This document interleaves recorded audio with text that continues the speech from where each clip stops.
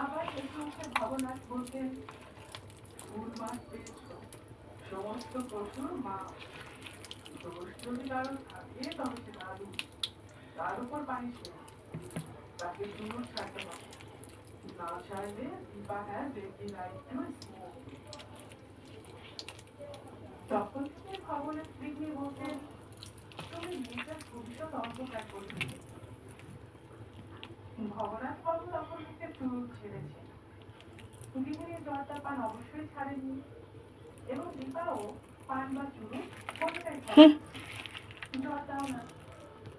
বরং এই সম্পর্কে তার যা আধুনিকতম মত, যদি বা প্রত্যক্ষ হয় লাগো, তো ওর জন্য তোমার ওইটা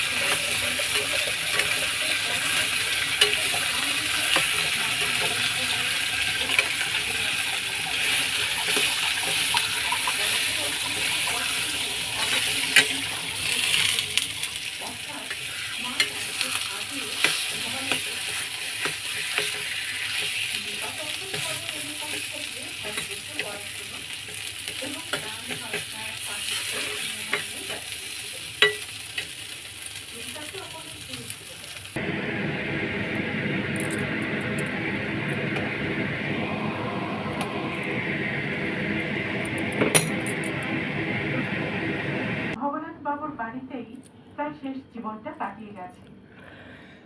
সত্য মরে গেছে, কিন্তু সত্য নেতা নামটা আজও রয়ে গেছে এসব।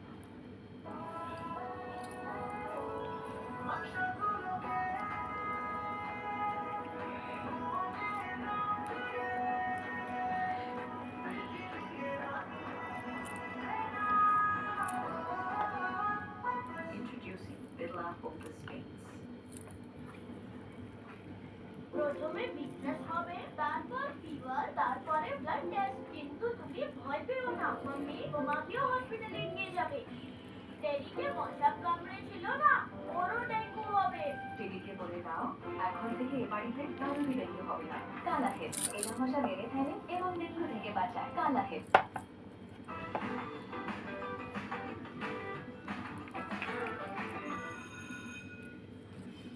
সংসারে আজও ভবনাথ গৃহিণী বলেন, সত্য গেল, কিন্তু সত্য নেতা নিত্য সত্য হয়ে গেল।